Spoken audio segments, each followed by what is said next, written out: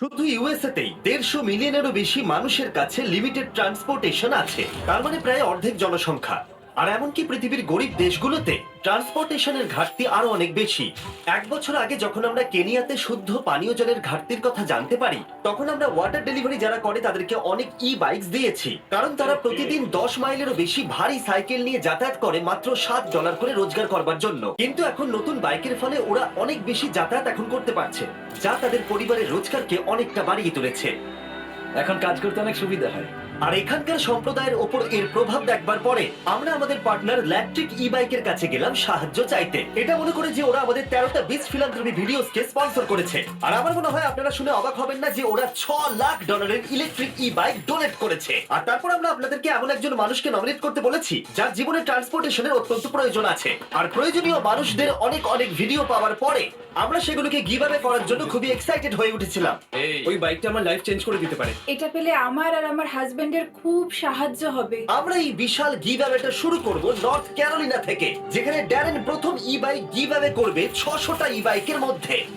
এ হলো মারিয়া, যে দুজন সন্তানের সিঙ্গেল মাদার। তিনি দিনে 14 ঘন্টা বাসন ধোয়ার কাজ করেন, শুধুমাত্র তার কম পারিশ্রমিকের বেশিরভাগটা গুয়েতামালায় তার সন্তানদের কাছে পাঠানোর জন্য, যাদেরকে তিনি অনেক বছর দেখেননি। আমি এখানে অনেক বছর ধরে আছি, প্রায় 5 বছর হয়ে গেল। আর এত ঘন্টা কাজ করার পরেও তাকে প্রতিদিন বেশ কয়েক মাইল হাঁটতে হয় শুধুমাত্র কাজের জায়গায় যাতায়াত করবার জন্য।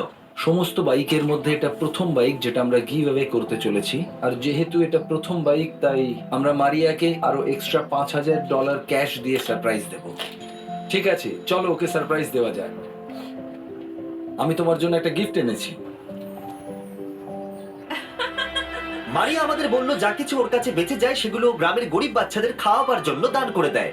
তাই আমরা $5000 দেবার পরেও 7000 আরো এক্সট্রা দিয়ে তাকে অবাক করে দিলাম, যাতে সে গুয়েতামালায় তার গ্রামকে আরো বেশি সাহায্য করতে পারে। এই বাইকের সাহায্যে মারিয়া খুব সহজেই তার কাজের জায়গায় 10 মিনিটের মধ্যে পৌঁছে যাবে। কাজে না যেতে পারা, স্কুলে না যেতে পারা বা মেডিকেল অ্যাপয়েন্টমেন্টে যেতে না পারা, এরকম আরো অনেক অনেক সমস্যার মানুষ সম্মুখীন হয়, এবং এর ফলে তারা যে পরিস্থিতির মধ্যে রয়েছে তাতেই তারা আটকে পড়ে। আপনারা যদি ভাবেন এটা স্পেশাল, তাহলে দাঁড়ান, এখনো 599টা বাকি আছে। এটা দারুণ হতে চলেছে। এটা কি? এই দেখো, এটা এসে গেছে। দারুণ দেখাচ্ছে। আমি এখন অনেক সময় বাঁচাতে পারছি। তোমাদেরকে অনেক ধন্যবাদ। এবার আমরা কনরাডের সাথে দেখা করলাম। তাকে প্রতিদিন 4 ঘন্টা হাঁটতে হয় তার কাজের জায়গায় পৌঁছানোর জন্য। আমি এমন একজন ব্যক্তি যাকে সপ্তাহে 80 ঘন্টা কাজ করতে হয়, কিন্তু আমার কাছে যাতায়াতের কোনো ব্যবস্থা না থাকায় 40 ঘন্টাটাও আমার কাছে খুব চ্যালেঞ্জিং হয়ে ওঠে। আমি একদিন আমার নিজের ব্যবসার মালিক হতে চাই, আর যাতায়াতটা যদি আমার ক্ষেত্রে আরেকটু সুবিধার হতো তাহলে আমি আমার লক্ষ্যে খুব সহজেই পৌঁছতে পারতাম। কনরাডের গল্প বলে দিচ্ছে ওর ট্রান্সপোর্টেশনের কতটা প্রয়োজন আছে। ও, এ কি?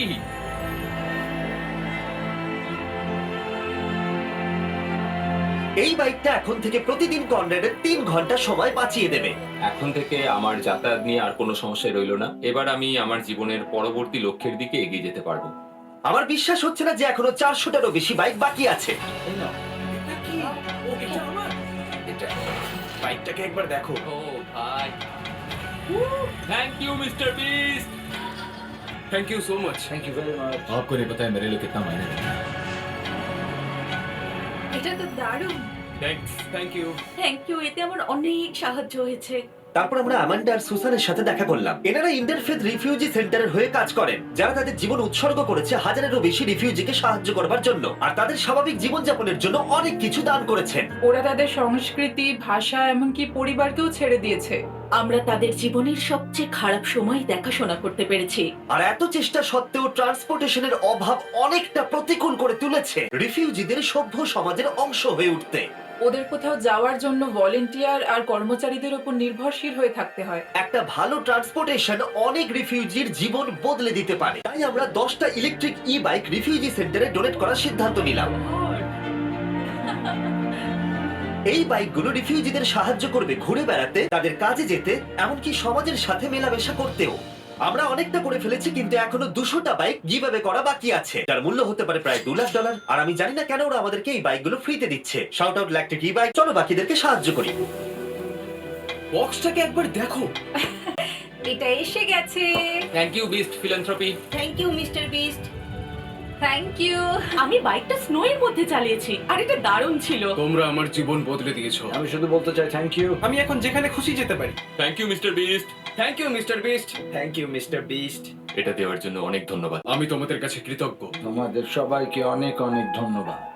আর এখন সময় আমাদের শেষ ই বাইকটা দেবার। এ হলো রেজিনাল্ড। ইনি 12 বছরেরও বেশি এই কমিউনিটি সেন্টারে আছেন আর মানুষদেরকে সাহায্য করছেন। আমি আমার মেয়েদের আর আমার নাতি নাতনিদের কাছ থেকে অনুপ্রেরণা পাই।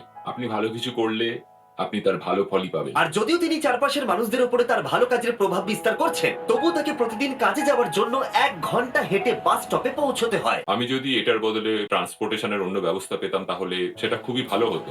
আমি আরো তাড়াতাড়ি বিভিন্ন কাজগুলো করতে পারতাম আর আমি বাচ্চাদের সাথেও আরো বেশি সময় কাটাতে পারতাম। একটা ভালো ট্রান্সপোর্টেশন পেলে রেজিনাল্ড তার পরিবারের সাথে বেশি সময় কাটাতে পারবে।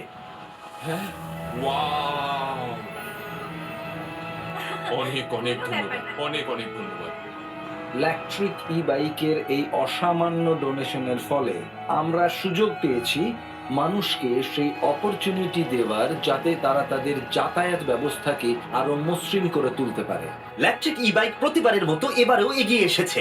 যদি ওরা কিছু চায় না, শুধু মানুষদেরকে সাহায্য করতে ওরা আমাদের সাহায্য করে। আর এই ভিডিওতে ওরা আমাদের $6 লাখ বাইক দিয়েছে।